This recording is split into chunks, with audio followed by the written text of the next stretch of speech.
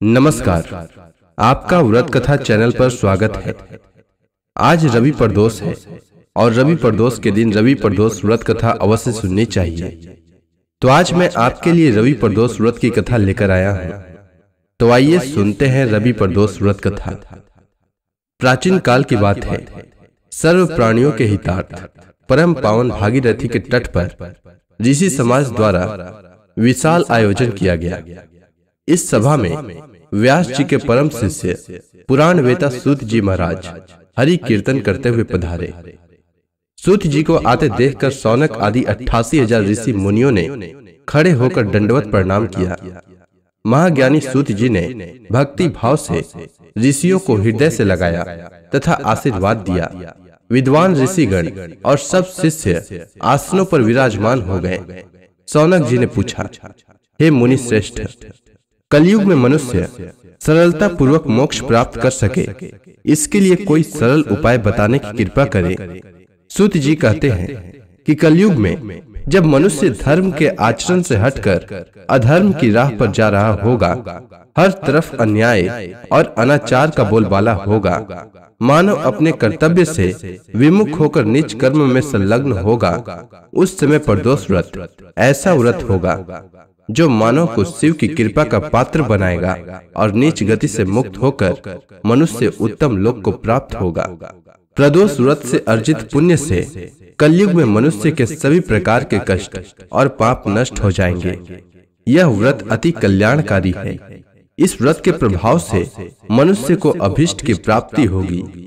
सौनक आदि ऋषियों ने कहा, हे पूज्यवर महामते, कृपया यह बताने का कष्ट करें कि मंगलप्रद कष्ट निवारक यह व्रत सबसे पहले किसने किया और उसे क्या फल प्राप्त हुआ। तब श्री सूत जी ने कहा, आप सभी शिव के परम भक्त हैं। आपकी भक्ति को देखकर मैं व्रती मनुष्यों की कथा कहता हूँ। ध्यान पूर्वक सुनिए।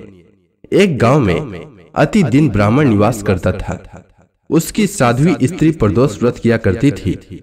उसे एक ही पुत्र रत्न था। एक समय की बात है, वह पुत्र गंगा स्नान करने के लिए गया। दुर्भाग्यवश मार्ग में उसे चोरों ने घेर लिया और वे कहने लगे कि हम तुम्हें मारेंगे नहीं अगर तुम अपने पिता के गुप्त धन के बारे में हमें बतला दो। बालक दीन भाव से कहने लगा कि बंधुओं, हम अत्यंत दुखी दिन हैं, हमारे पास धन कहाँ है। तब चोरों ने कहा कि तेरे इस पोटली में क्या बंधा है। बालक ने निसंकोच होकर कहा कि मेरी माँ ने मेरे लिए रोटियां दी है।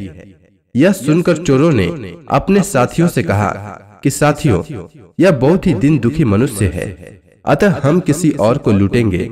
इतना कहकर चोरों ने उस बालक को जाने दिया। बालक वहां से चलते हुए एक नगर में पहुंचा। नगर के पास एक बरगद का पेड़ था। वह बालक उसी बरगद के वृक्ष की छाया में सो गया। उसी समय उस नगर के सिपाही चोरों को खोजते हुए उस बरगद के वृक्ष के पास पहुंचे और बालक को चोर समझकर बंदी बनाकर राजा के पास ले गए। राजा ने उसे कारावास में बंद करने का आदेश दिया। ब्राह्मणी का लड़का जब घर नहीं लौटा तब उसे अपने पुत्र की बड़ी चिंता हुई।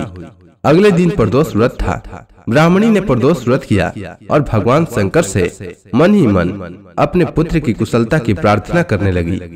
भगवान शंकर ने उस ब्राह्मणी की प्रार्थना स्वीकार कर ली। उसी रात भगवान शंकर ने उस राजा को स्वप्न में आदेश दिया कि वह बालक चोर नहीं है, उसे प्रातः काल छोड़ दे, अन्यथा उसका सारा राज्य वैभव नष्ट हो जाएगा। प्रातः काल राजा ने शिव जी की आज्ञानुसार उस बालक को कारावास से मुक्त कर दिया। बालक ने अपनी सारी कहानी राजा को सुनाई। सारा वृतांत सुनकर राजा ने अपने सिपाहियों को उस बालक के घर भेजा और उसके माता पिता को राज दरबार में बुलाया। उसके माता पिता बहुत ही भयभीत थे। राजा ने उन्हें भयभीत देखकर कहा कि आप भयभीत न हो, आपका बालक निर्दोष है। राजा ने ब्राह्मण को 5 गांव दान में दिए, जिससे कि वे सुख पूर्वक अपना जीवन व्यतीत कर सके। भगवान शिव की कृपा से ब्राह्मण परिवार आनंद से रहने लगा। अतः जो भी मनुष्य रवि प्रदोष व्रत को करता है, वह सुख पूर्वक और निरोगी होकर अपना पूर्ण जीवन व्यतीत करता है। हे ऋषियों, मैं तो कहूँगा कि कलयुग में मनुष्यों के लिए इससे बढ़कर कोई व्रत हो ही नहीं सकता। अगर आपको रवि प्रदोष व्रत कथा अच्छी लगी हो तो कमेंट सेक्शन में ओम नमः शिवाय लिखना न भूलें। साथ ही मेरे चैनल को सब्सक्राइब करें और इस वीडियो को लाइक करें और अपने दोस्तों में भी शेयर करें। वीडियो के अंत तक बने रहने के लिए आपका धन्यवाद।